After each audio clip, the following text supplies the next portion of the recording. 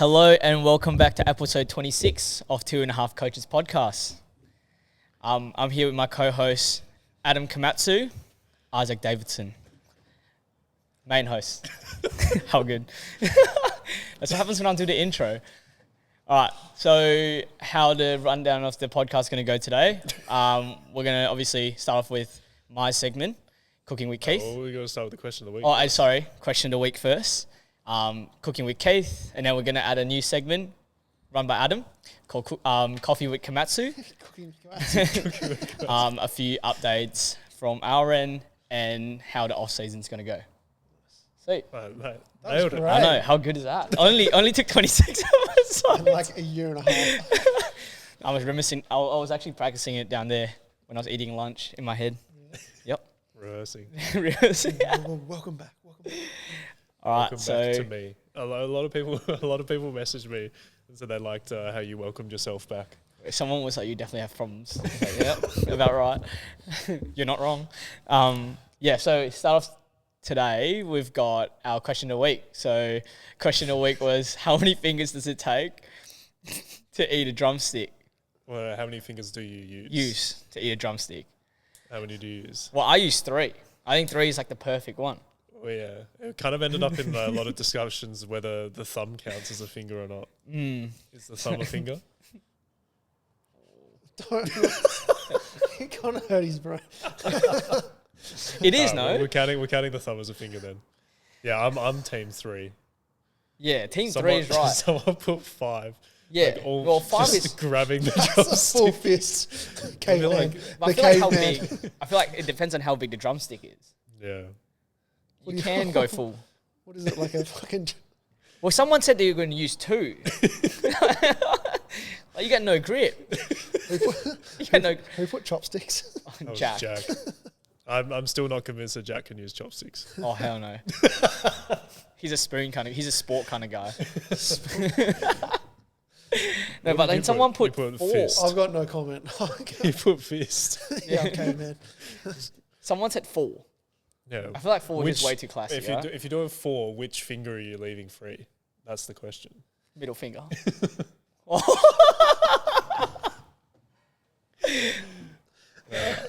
made it this far. Yeah. Isaac said the GT, anyone in the GT uses 4 fingers and keeps the pinky Keep free. the pinky up. That's keep how they it drink free. wine, eh?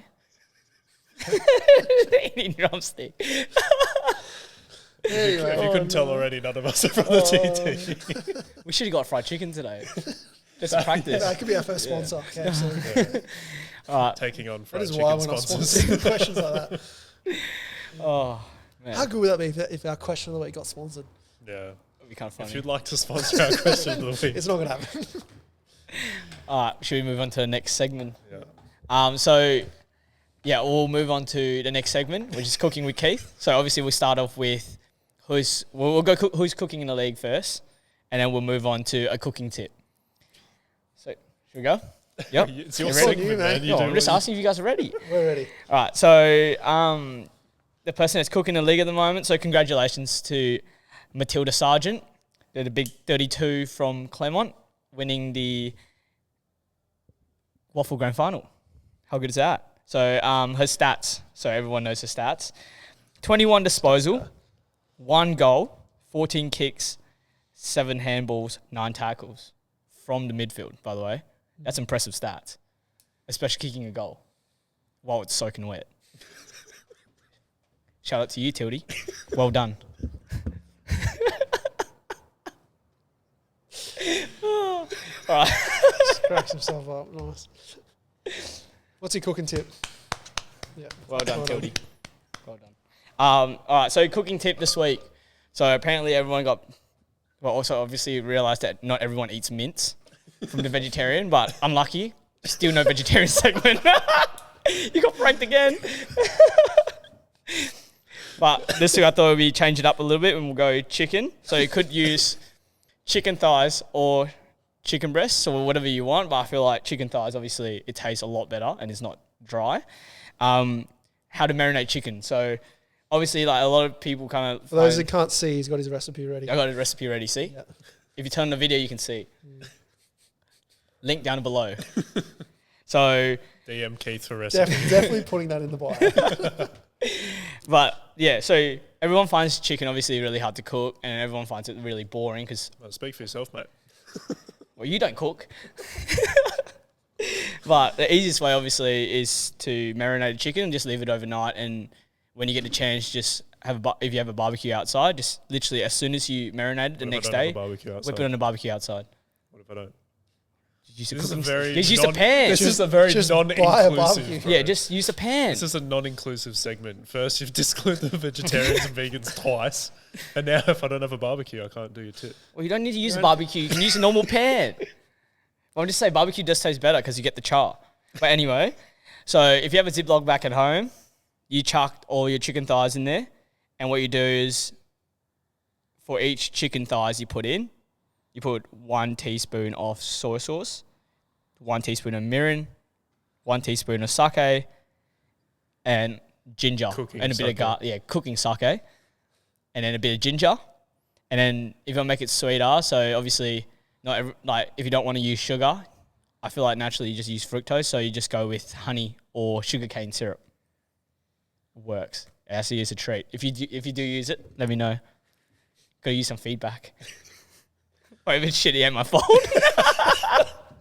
Hold up, before should have done this at the start. Is that your tip? Yeah. Can we give the backstory on Cooking with Keith? The story. Remember when we were at the cafe? Yeah. You got mistaken for somebody. Oh yeah. Can we tell the story?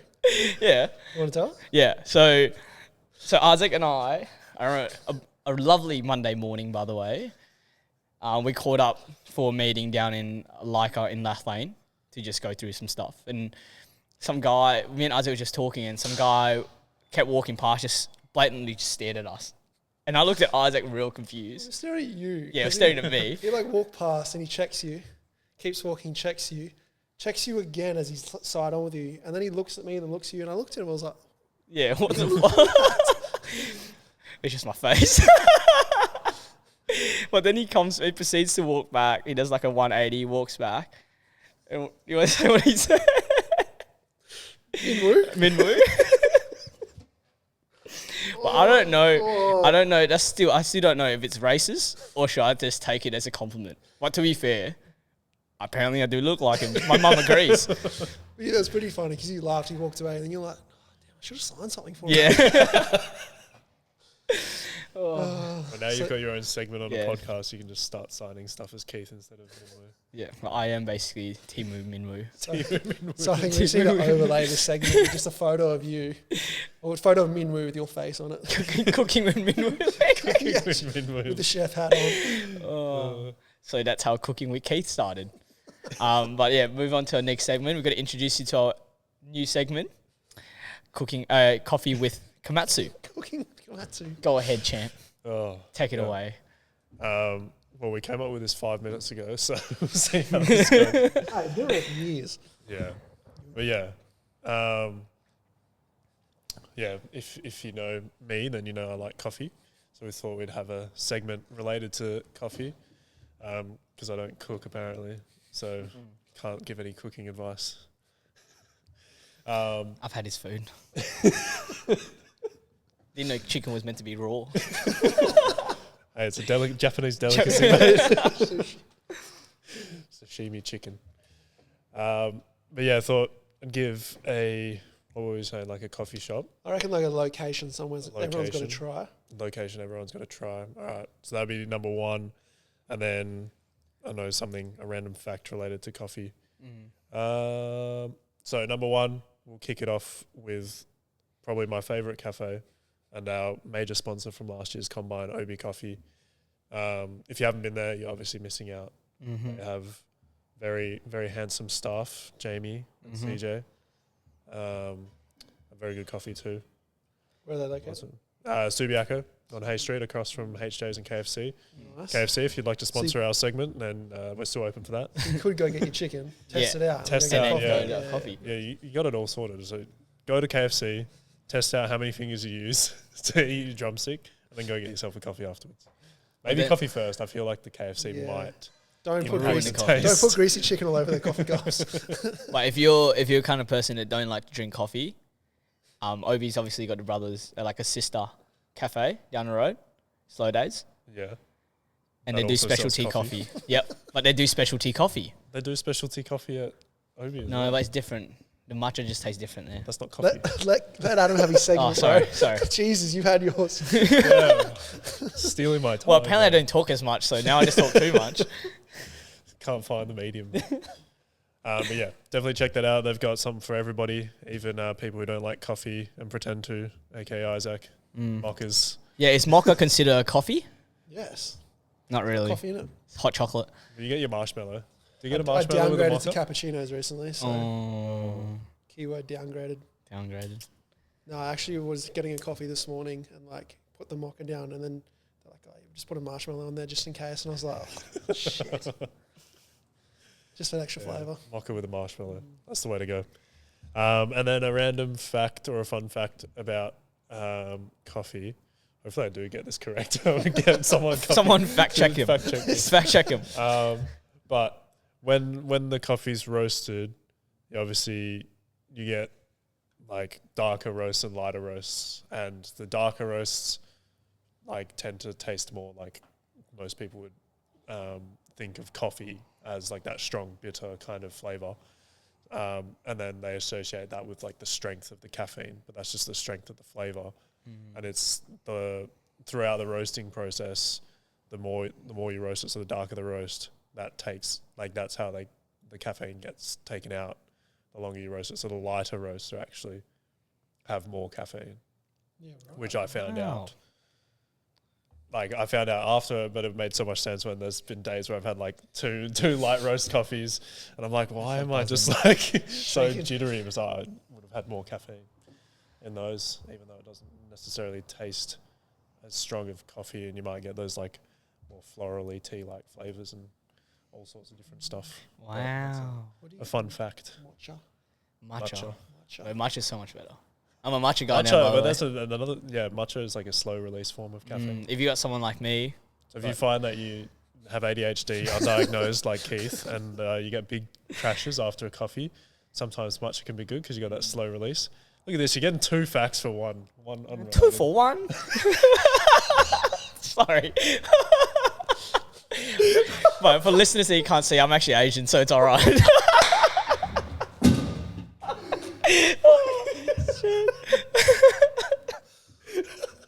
We literally just wasted like 13 minutes of someone's life listening to the start of this podcast. Oh my God. Just watch the views just go down. Put a keynote to skip to the 13-minute mark. Oh my God. All right. Yeah, great That's what start. happens when we do podcasts more frequently. Yeah. Grape. All right. Isaac, on to some serious stuff.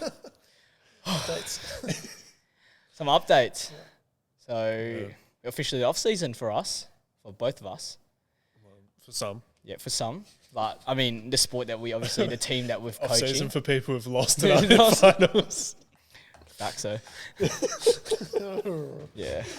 So, Touchy subject, yeah, man. touchy subject. Hopefully everyone's processed it all. I'm being serious. That, yeah, hopefully you guys make it next year. We can't take you serious. You're just like subtly jabbing at everybody. Hopefully you're not terrible next year and you actually make finals. Well, Rezzy's lost in a weekend, right? Everything's gone downhill. Yeah. But, well, in all seriousness, off-season has started for some people. Yeah. Some people are wrapping up. I mean, NBL 1 obviously finished on the weekend. PSA Wobble Sports finals, finished. Yeah, Wobble finals start this week. PSA's just finished. Rugby's, grand final One next grand final week? next week. This week. And then obviously with the footy with league, with the waffle, still going. A few more rounds left. And I think that's the only one that's still going. I think most people would transition to, basically off season. Besides the footy boys. Wins over the weekend, Sarah? So, yeah, first one, Sarah had a good game and the Coburn girls won, which is huge. Completed their undefeated season. 23-0? 23-0. That's crazy. 23-0. That's crazy. Which was just nuts. And it was cool. Like, I didn't actually go to the game last year when it was at RSC Arena. I can't remember if I was even here. Fake fan. Well, I didn't have Sarah any wasn't here. Yeah. I think you're away. I was away maybe. But it was cool to be there in the atmosphere of that. was unreal, and how many people were there, and Basketball WA and everyone involved. Shout out Matty Fry and Tish. And Tish. They were both like working the event, and the whole team. They did like such a great job of like creating the atmosphere, and and then the men's game afterwards. Mitch Clark was in that for Warwick. Unfortunately, they went down by 3, but that was a really good game. And like the crowd, like the Geraldton fans. Shout out the Geraldton fans. They're wild, loose, but it's so good. The atmosphere was crazy, and that's what you want, though. That's culture. Down the track, down the back end of the game, like when it was close and there was big shots being made, like the crowd was just going nuts. Make a difference. Yeah, so that was awesome.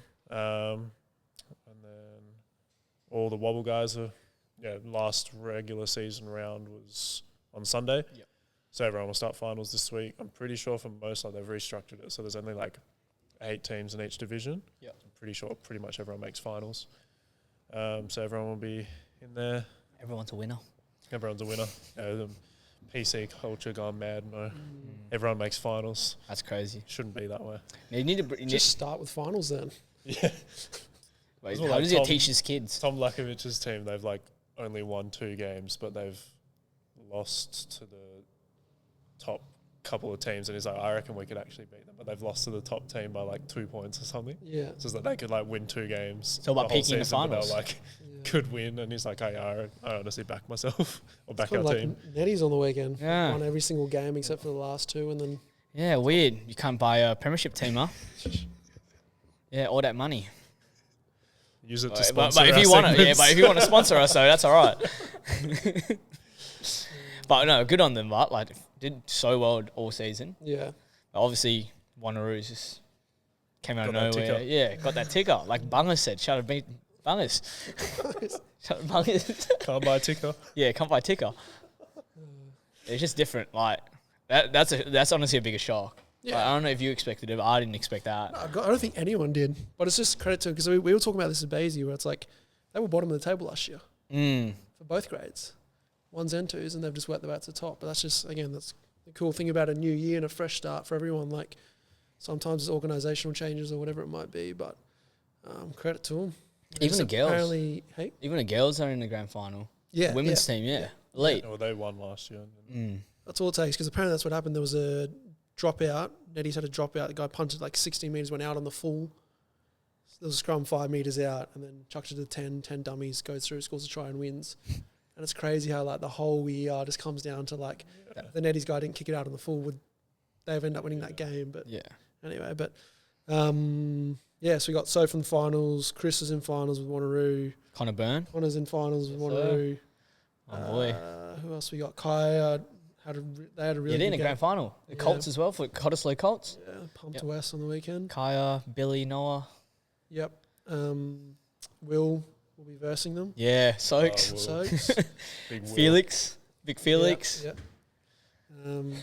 There's a fair few. Jaden and from the league, obviously, they had a massive win against North Beach, which is pretty crazy at 1v2. But it'll be interesting in the league to see who wins this year. But yeah, we get on bets on. Yeah, Manny and Willagie's in finals. Yeah. Got to back my boy Manny and Taint. But you never know. Southwell's looking in form at the moment towards the back end of the season, so they might actually win it this year. you know, it's this weird thing about finals and grand finals. Anything can happen. Well, they were second last year, weren't they? Yep. Yep, another team that turned around as well. Sick. That's what you want. You want Good like for the competition. yeah, you want a competition like that. Especially because I think their comp's bringing in 2 new teams next. I'm pretty sure they're trying to. Oh, are they? Yeah, so they go to what are they now? 8 teams, if I'm. You got 6 at the moment in the should league. go up to 8, which is good, and that's obviously in time for the Bears to come over. The stronger this comps get, that's where it's a bit worrying for Union. Yeah. If their comp's getting stronger and NRL comes over here and everything like that, but we'll see what happens. Yeah. Be an interesting few years for rugby and how that pans out. Anyone else for finals? We can think of. We're missing. Yeah. someone, So I'm sure. Benny and Lewis. Shout out to Benny and Lewis. They might go for a 3-peat in not this week, but next week they have the grand final again. Third one in a row. They had to win the one last week, and apparently in the last 5 minutes, Benny got it down the wing, kicked the snag. Came in yesterday, didn't even train. Just came in, just gave me a full rundown on how he went. There's your second cooking with Keith. No, but he's really good. Like, I think with a little bit of injuries this year, but just kind of nowhere leading goal kicker of the team. Just shied of second in the comp, which is great for someone that's missed caliber. a few games. Yeah. And then also had to play in the midfield. Yeah, also playing the midfield as well. For a few games because people were out. Whole team was out. He was spewing about that. Yeah. But other than that, I think nothing too much. Yeah. Like Trinity, Leo's team's going. So Leo's playing in the under 16s state team, under 15s this year, but he obviously got the opportunity to play debut for the twos as well. He's 15, elite. Got his debut for the twos. Yeah, potentially getting the call up for hopefully the ones hockey team for UWA. But he scored his first goal, scored his first short corner for the Rezzies in a weekend, which is insane. So got another 3 more weeks. So hopefully he makes the grand final as well. Yeah. Good year this year. Got some potential. And not so good, Trinity. Well, we've got to start off with the good ones. But, yeah, not the best season for us. But to be fair, that last game, we played most of our majority of year 11s for next year, which is great because I feel like this year we debuted about, nearly 30 kids. And that's basically a full team. So, in the last, last 2 quarters, we played a lot of our younger guys and we can kind of see a lot of, growth through the younger guys this year. So hopefully big off season, we're going to next year firing. It'll be pretty interesting to see how they go as well. Yeah. It's always exciting, that element, when you've got a bunch of talented kids, and if you get the right off season under the belt, there's a big opportunity. So it'll be interesting to see. Anything else we can think of? I feel like we're going to miss a few. Just a bunch of people flying out. So Sav finally left to college last week. Yes. Bye, Sav. Kate's very happy about that. Brendan flew out Gonna miss last Brendan week as well. I don't know, all my weeks are merging into one. Brendan flew out.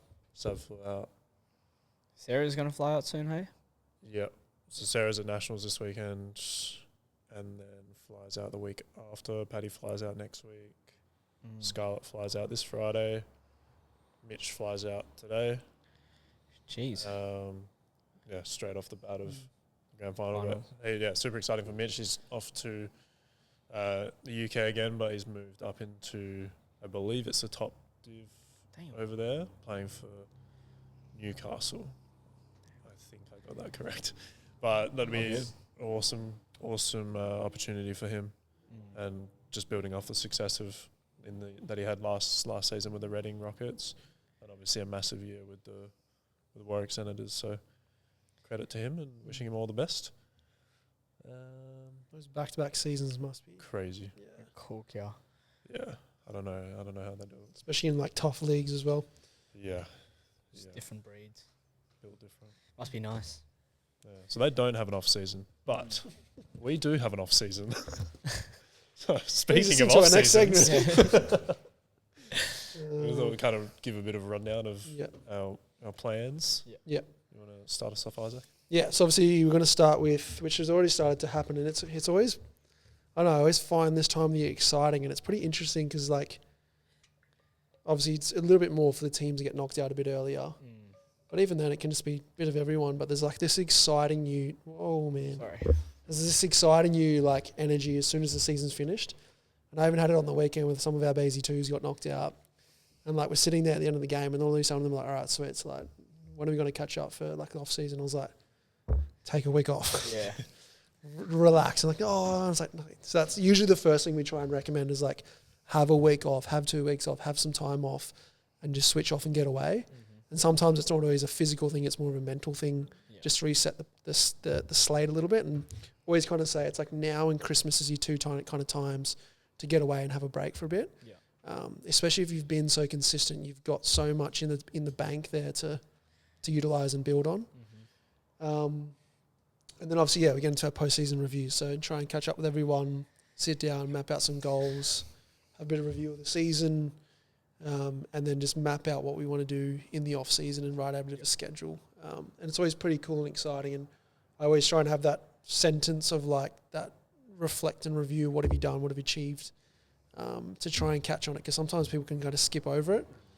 I can got one, I can think of my head for like Harry, like he's one of those. We've had a couple of those across the board where like there's someone that's sitting in that third, second grade, wherever it might be, or just they haven't really done a lot of athletic development before, get a big off-season in the bat and have a good year.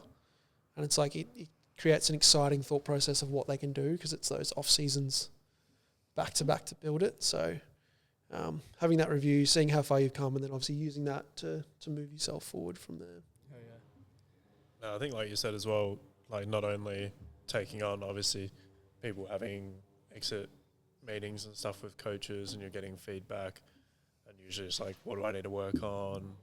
But also just like, what went well? Like, we can spend so much time being critical, and especially if you didn't quite have the season that you wanted, or the team didn't have the success. Like, still like what are some positives you can take away, and then how can you build upon that for the upcoming season as well, rather than just like Keith, start off with the good stuff, but that's always going to be the bad stuff. Bit of compliment sandwich. No, but it is true though. Like a lot of the kids, like at Trinity, is the same. Like some of them make the Colts waffle team, some of them get cut early. But I'm like, sometimes it's good because you get invited because you're good. But if you don't make the cut, that's not always the bad thing. They obviously notice that you got some growth, like somewhere to grow there. So it's good to kind of go, okay, what I did really good and why did they pick me? Obviously, I've got some attributes to show, but what things that they don't like and what things I need to work on, and that's when you got to work on in the off season. So obviously, we got plenty of time from now to December. But with the waffle guys, obviously, we have a lot shorter off-season compared to the rest. So, especially because Waffle Colts and the men's league and Rezzies don't finish till about end of October, mid-October. So, they'll have only like a month and a half to really build that off-season. But a lot of the guys that are knocked out now have got about 2 months, 2.5. So, good to kind of sit down, have a week off. Because you have that time, just have a week off completely, just shut off, stay away from sport, and then come back next week just refreshed and ready to go. Knowledge. You just have to throw that extra comment on yourself. I think, that was really good. That was really good. No, but yeah, I think that's a cool thing. And it's always one of those things. Hindsight's obviously an interesting place to be, but I have it for a couple of the guys that I've spoken to already. It's like looking back, and it is that you've got your positives, even like what would you do different next time? A lot of them sometimes it's like, I noticed when I was a bit fatigued and stuff, started to drop off, or it was even just my comms weren't there, wasn't talking as much as I would. And it's always one of those things like, cool, is what it is, that's what happened. How do we work on it and get better at it next year? Because it is just as much those physical qualities, which we're obviously quite concerned about, but also just like those personality and those like athlete personality traits that you have. And like, it's the consistency in the gym, it's the communication, it's taking feedback on board, and also even like we had conversations like people like managing being dropped, and managing how do you do that and then come back, like does your attitude change, does it like how do you navigate those emotions throughout the year? And obviously it's probably a bit more of a Nat conversation, but just even those other elements of being an athlete, we have conversations about it, because in the heat of the season, the emotions are high. Fatigue's through the roof, emotions are high, it's shitty and cold and windy and everything, and like, whereas when you get to this back end, you can sit back and reflect and write it all down and go from there. But yeah, so obviously we tick off that post-season kind of block, and that's obviously ranging like how long you take off, 1 to 2 weeks. Sometimes some people take 3 if it's rugby, like our pre-season's not till like Feb. Then it's like the post-season block. So obviously we try and, I guess, again, everyone's got their own ideas about how we do things, but like get a different training stimulus in if we've got heaps of time. Try and get some low stress kind of periods on the body, but then also try and get on top of those niggles and things that are lingering for a little while, and at the same time prepare for what we're going to do in the future and the stresses we're going to place on top of them. That's kind of like a thought process I've had for some of the guys are doing already, is like trying to see what the niggles are, and then like from a programming perspective, think about like, all right, if one of your goals is speed, if we're going to develop speed, we obviously need a good amount of time on speed, but there's a high risk for speed. To build up to the top speed takes a while. So like dripping in those little preparatory work now, whether it's calves for acceleration, whether it's the hamstrings or whatever it might be, we're still thinking about that while exploring other avenues and other styles of training. But I don't know what you guys do. What do you like a post-season block like? I got a lot of I changed the way I program from you. So it's more like GPP and more movement exploration stuff for a lot of my guys. I feel like in season just got so specific with a lot of the movements. I think the guys are getting a bit bored with the same, like nearly the same thing each week. So I try to pull them away from just a normal like sport specific stuff to more. They love bodybuilding stuff. You can't go wrong. Like honestly, like a lot of these guys like Bicep curls. yeah, bicep curls with an arm farm. Like just keep it simple, something that they can smash out, and obviously not going to take too long in the gym as well. Mm-hmm. And then because frequency wise in season, depending on what sport you play, I think move some of the guys to just 2 main gym sessions a week. But obviously now with off season, no one's playing sport. They've got so much more time. I like to split it up. So instead of like an hour long session, it'll just be like 35, 40 minutes. Mm-hmm. But 4 of them, so it's more frequent. And then in between, my footy guys, I'll give them a couple of runs here and there. But most of the time, just move them away from footy in general for the next 4 weeks before they actually have to start running again. Then we'll start slowly implementing that into the program. Yeah. Yeah, I think pretty much what you touched on. Like, I think the biggest thing is getting on top of any niggles. Like, the reality of playing a long season, especially in contact sports, like you're going to pick up some sort of niggle, and basketball is often, knees, ankles, getting a bit sore. So just taking some time to really clean those things up. And through cleaning those things up, that can potentially be just exploring a lot of variability, getting some exposure to different movements that you might not have necessarily had, because obviously with your sport, you're going to be exposed to very similar movements repeatedly, so getting away from that. But then also in the back of your mind, having that thought process of what's next, what am I preparing for, building up the tissue capacity of things that are needed for running, things that are needed for change of direction, and layering that in.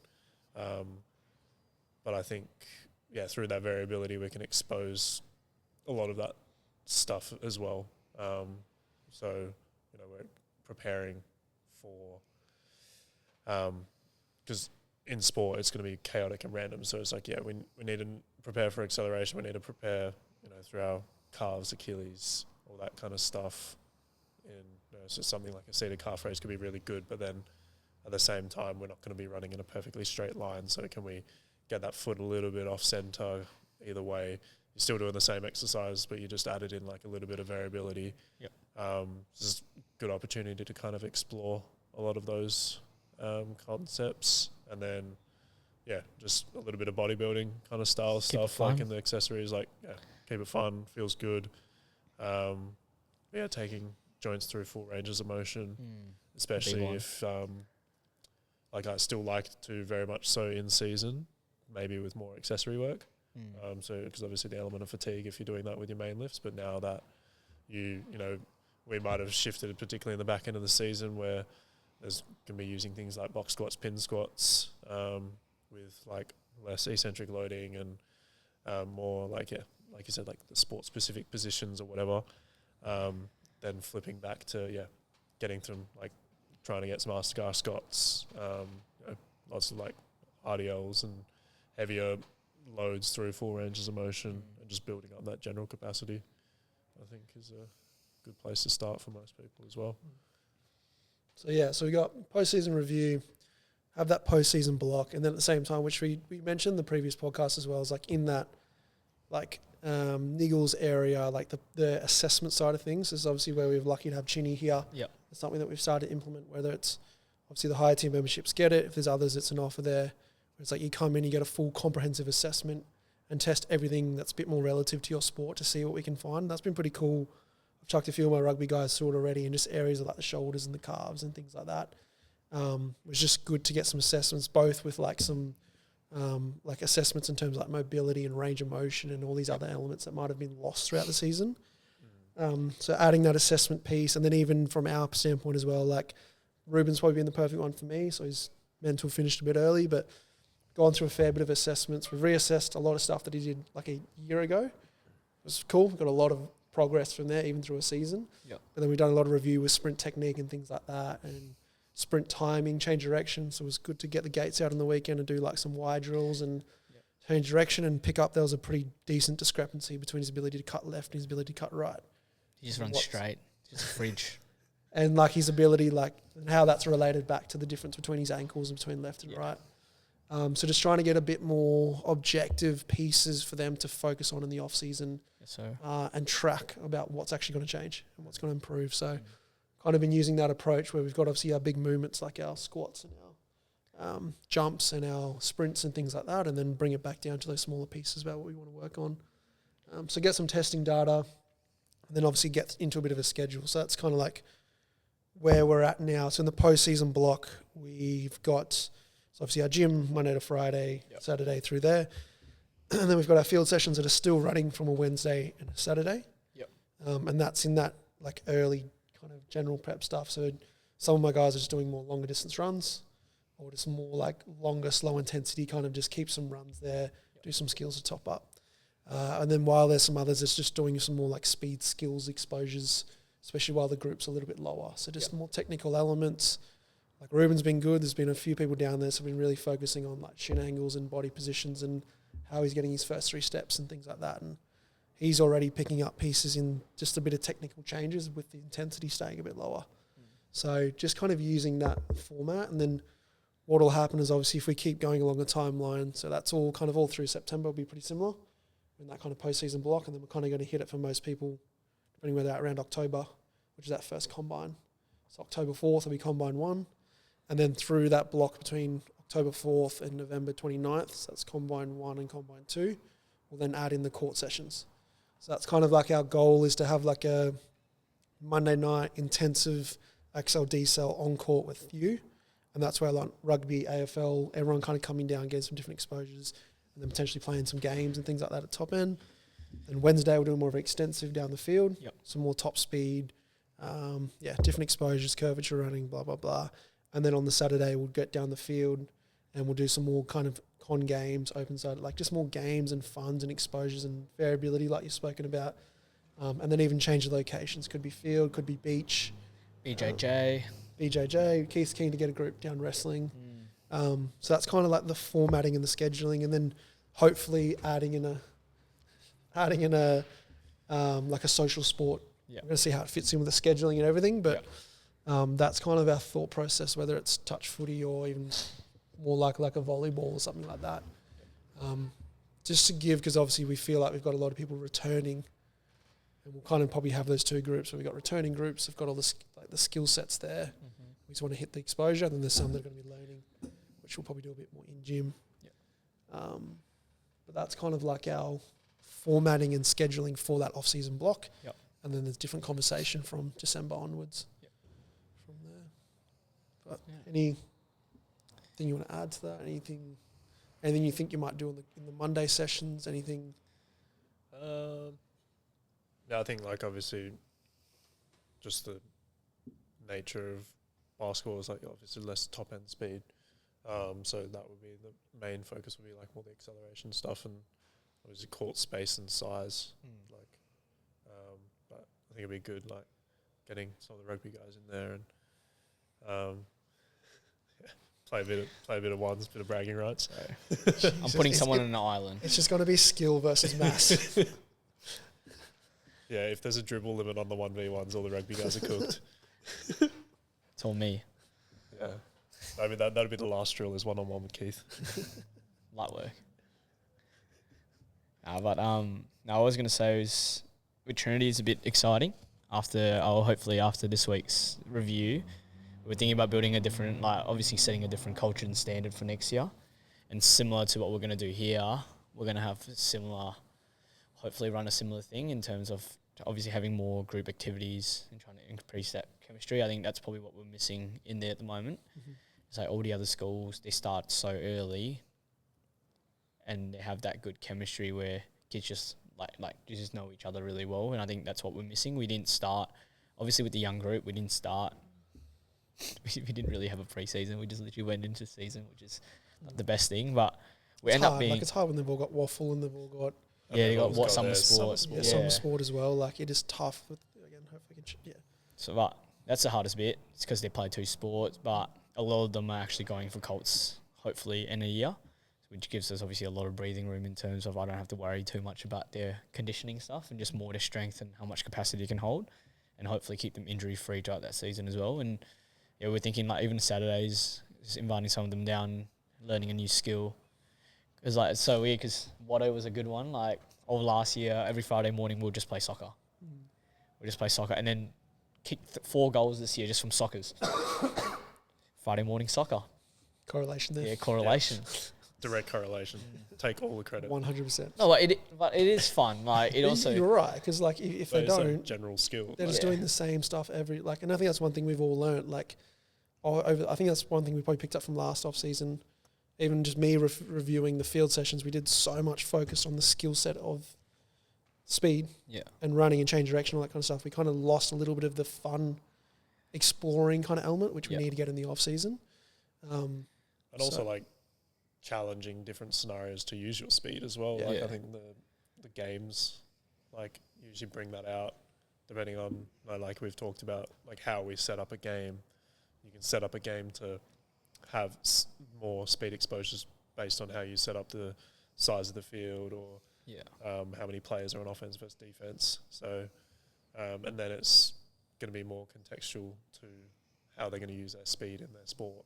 So, like, just doing top speed running for the basketball guys, like, be good as a general, like, but getting better at that.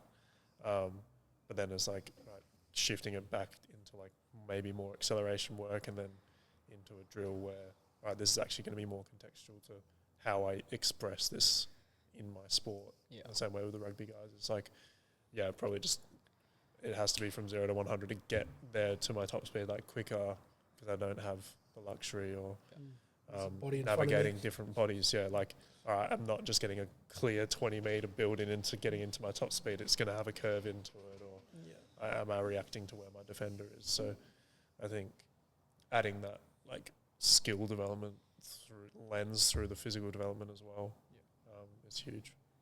The variability there.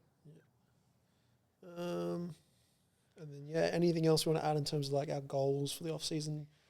Even just like a thought process, like how we're going to approach the off season a little bit different. Maybe something we've done last year compared to this year. Like we've obviously spoken about a few pieces like the schedules of the sessions and the structuring of the courts and anything like that. But anything you guys would change? Anything you've learned? Anything you want to put into practice this year that you've picked up as a skill? Because I think it's obviously we're always trying to get better.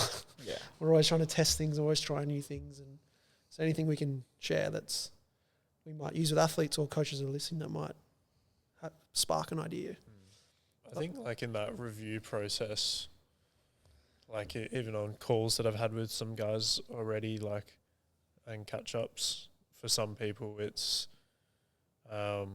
clearly the physical development side of things is like, you know, for some of the younger guys who are going up into NBL 1 and they're on that fringe, it's like, like you're still just not strong enough to be able to guard bigger players and all that kind of thing. So it's like, all right, a big emphasis will be on physical development in the off season because we have the luxury to do that. But then other guys who are maybe a bit more established, they've had multiple off seasons in a row. It's like, tick that box, and the main thing is like getting your body feeling good, durable for the season. But in order to get more minutes or, you know, play a different role, it's like, you know, you just actually need to work on your skills more. So like, where are you putting your focus? Is it you're just not playing enough basketball, or you're playing too much and we need to strip back so you can develop the physical side of things more? So I think it's just like having those conversations of like, where are we putting our resources? Is it more into skill development? Is it more into physical development? And how that weighs up. But then like, that same piece of like getting feedback from the coaches. Like even some guys, it's like, I've been told I need to get bigger and stronger. So it's like, I definitely want to try get bigger. So then you like that shows. You rock up to the first training session like, oh, he is definitely bigger. Like he's put the work in. Versus, you know, other guys, they might not necessarily need that in the same way. But it's just like, keeping everything ticking over. Or other guys, it's like, you just need to work on like just one specific skill because that's going to be the thing that gets you more minutes. Like being a consistent shooter or something like that. So it's like putting more emphasis on those those things. So you can kind of use. So you're kind of saying like, whereas before we might have just gone all physical development because it's off season. Yeah. Whereas you might have like a Reese and a Wobble kid, and Reese is getting a few little details with all the skill stuff on top versus the Wobble kid's getting physical development. Yeah. But sometimes it's not even some pros money.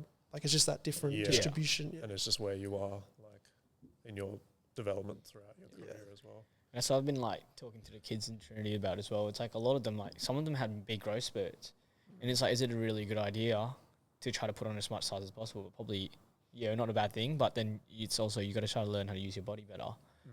Like for someone like a David Shanahan, right? Like one of the kids says an under 18 squad for us this year. He's nearly 6 foot. I think he's 6 foot. Sorry if I got this wrong, David, but he's like 6'5". Fact check. 6'5". No, not 6'5". Not that tall. It's like 6'3". But he was like. That changed quickly. But he was. It's just like how you're 6 foot. But he had a big growth spurt. He's nearly had like a 10 centimeter growth spurt in like less than a year. And it's like, well, how do you use that? And then he's had a little bit of acute adductor like injury. So it's like, all right, so at least we know this is what we need to focus on off season instead of just trying to put on shitloads of size. We'll learn how to use what you got first and then put on the size while we're at it. Yeah. Especially with the spikes and running loads and things around that as well. It's hard. It's tough if they get those growth spurts in season. Oh man, like that's actually a whole that's other like convo. another thing that sparks in my life. Listening to one of the coaches who like talks about how like the different types of strength that we have, and like we've got like our weight room strength, but we've got that like within that you've got like your speed strength and all that, but then we've got like human strength and like farm strength. and farm strength. It's just like different source. But Charlie Crozier. it's like you can joke about it, but it's like you shake someone's hand who's like done manual labor, and you're like, there's just something different about that, like that you literally you cannot get from just gym, like. Even jiu-jitsu, like athletes, like their ability to move a body is so it's just crazy. like so much, especially something like rugby, but like for basketball, so much is like not being as strong as possible. How can I leverage my strength and my body position and manipulating another body and being able to take hits in like awkward positions in the same way that like rugby would be like, if I can't get into the right position for one, you got the different pieces of like, are you strong enough? Are you like big enough? Because obviously mass moves mass. So if you're just smaller than the other person, but you see it all the time in basketball. You got like guys like Kyrie Irving, who are objectively way smaller, probably weaker, but they can just like shift bigger guys because they know how to use that timing of like some coaches will call it like basketball strength, because they know where to put their body in the right and put someone else in a disadvantageous position. So it's like building that general like human strength, being able to produce force in awkward positions, manipulate like strange variables, but then also like working against another like body and how that strength. I think like I try to use that a fair bit with the Wildcats guys, and from just like nature of like you got 20 kids in here at once, like don't have 20 squat racks, so you're gonna have to get a little bit creative sometimes. But it's just like doing some exercise where you're pushing against a person, the load's going to be like a little bit different each time, but like learning how to adjust that. Even with some of the kids, like with the pull-off presses we're doing recently, just like slinging the band around, and just like how can they manage those like unexpected forces. So I think that's like probably another thing that I'll definitely try to implement more, is that like farm strength or like human strength. Like don't lose your sport in the off season, like those exposures, but just different. Basketball like is one of those ones where most people, like we've kind of touched on already, like they don't really have an off season, and like the kids will go straight into some sort of summer comp or something. So again, it's that conversation like with some of my guys. I'm like, all right, do you need to be playing in this summer comp, or are you probably better off spending time like developing more and taking a bit more time away from basketball? Versus other guys, it's like, get into a competition, like play as much as you can. Even like sometimes picking up in other sports, probably like the correlation's pretty good as well. Like I know with footy, it's like one-on-one work. Jiu-jitsu, just go wrestle someone, learn how to manipulate your body, especially with someone like me. Like I'm really small, but then it actually like when I started jiu-jitsu, that actually helps a lot. Moving as like a bigger guy, it's like where you put your body makes such a big difference, because a guy can be bigger than you, doesn't mean they're not going to beat you up. Like you can still beat them in a one-on-one position where you just got to, like you said, like Kyrie, it's like you just got to be smart about where you put your body before the ball even gets to you, how to create space, and yeah. Even like a big, like every now and then, like one of the younger rugby kids will like mess around. We're just like, oh, I'm gonna like pretend to I have no idea how to tackle. I go in, obviously I have no idea, but like I'm definitely objectively stronger than this child, and they just managed to like kind of shove me out of the way. I'm like, oh my god! But it's just like those little pieces where you're just like, like there's just something different about that. That's not bench press. That's not squatting. Like obviously that builds just a general base, but it's like like a scrawny 15-year-old shouldn't be able to just like bump me off. Like there's so many other pieces to that. So whether it's like, do I need to explore a more technical thing, or do I just need to get better at like using my strength in different ways? I think like from that variability piece as well, it's like if I can only express my strength in a bench press or a back squat or a deadlift. I mean, we see it all the time. It's like take someone from a barbell bench press, then you go like incline dumbbell press, and it's like 1/5 of the weight that they use, and you're like, this should be closer. Like this shouldn't be so different. Or even, slightly changing your stance on a deadlift or in a squat, like, or then, obviously you can get into the different like strength ratios and stuff, but like some of them for most athletes probably pretty arbitrary, but like, is your front squat like so different from your back squat? Is your safety bar squat like so different? It's like we should be able to express that strength that we have in to a relative, obviously like you're not going to pistol squat the same as your like Bulgarian split squat, but like there's going to be differences, but can you be at least somewhat close without a big drop off? Like, can you express that in different ways? Because you see it all the time, like the guy who can bench press heaps but just gets thrown around on the field because they just have no idea how to use that, not on a bench press. Yeah. I think the other one for me is just, I kind of already touched on, was just the assessment and like the profiling side of things. Like I think I'm getting a little bit deeper into the weeds of that, and that's kind of exciting, and especially for like the sport of rugby and how much, and that's probably the second element.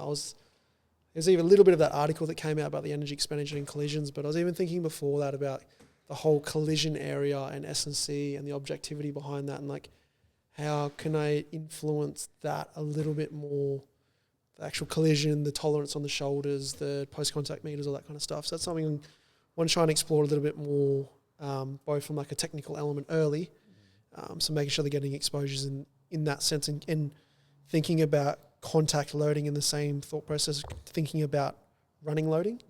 So the actual build-up of collisions, intensity collisions per minute, like things like those kind of metrics and things like that, and trying to build up that and see how that creates a bit more of that robustness in a rugby athlete, because it's our entire sport is collisions, like outside of line breaks and things like that, and especially for our big boys and things. And you're trying to get 120 kilo boys to tolerate high running loads, and I think that's the element. That's what I've found in the last few off seasons, is like that wrestling collision element has built a lot more, like have prepared them a lot better than obviously just running.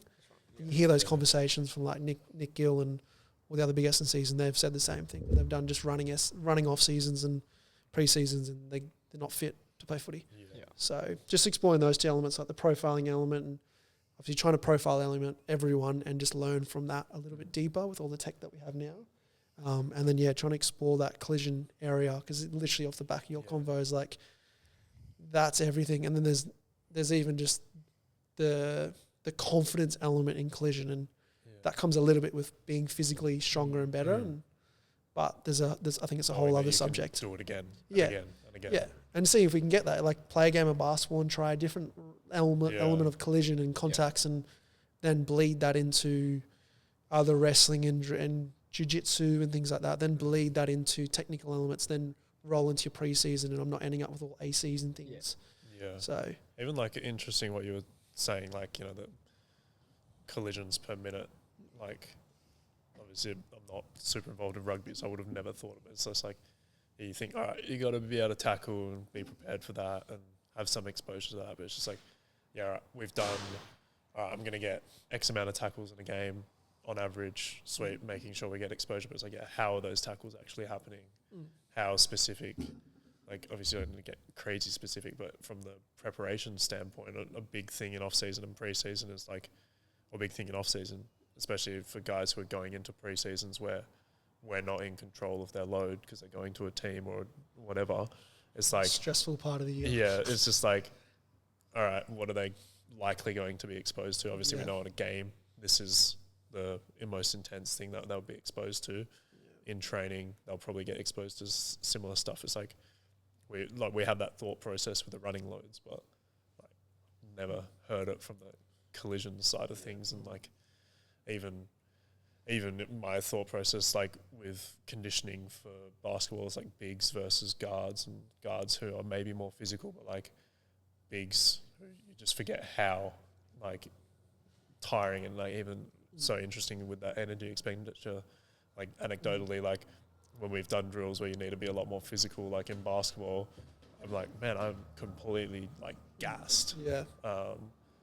Which prepares you so much more. Yeah. But then obviously, but then you think about the energy expenditure and then the deficit that creates, and then the ability to recover, and then the soft tissue stuff that can present after that. So it's like this whole, but it is chicken like or the egg, or and with union and league and like even footy to an standpoint like that, we have contact, but then we obviously have that compete for the ball in the ruck and all the mauls and things like that, and then league have that wrestle on the floor. So it's like, we're going to explore that a little bit more, but some exciting thought processes with it. Everyone gets to go up against Keith again. Light work. BJJ with Keith. You got nothing on me this year. Keith is the return to contact. I'm retired, so. You say that. Nah, then next year you'll play one more game again. Nah, I'll probably retire. Hang the boots up. Probably. You just gone from retire to probably retire. Nah, I'm retired. Properly or probably? Nah, I'm retired. I'm retired. On record. On record. Until next year. Record. Fact check this in 12 months' time. I'm on record. I'm actually retired. Probably play footy, but that's the only thing I'll. No, from rugby I am. Retired from rugby. I'm happy. That's 57 minutes. We wrap it up there. Yeah. All right. Surprised if anyone made it. Closing words, Keith. Thank you some for words of wisdom. some words of wisdom. Don't really have any. You dropped some knowledge before. Yeah. Thank you. So, thank you for listening to episode 26 of 2.5 Coaches. Obviously, love to have your feedback, and any questions you guys have, feel free to message one of us. Shout out to the sponsors. Yeah, shout out to our sponsors. KFC, McDonald's, I OB Coffee. don't know yet, but they are our sponsor.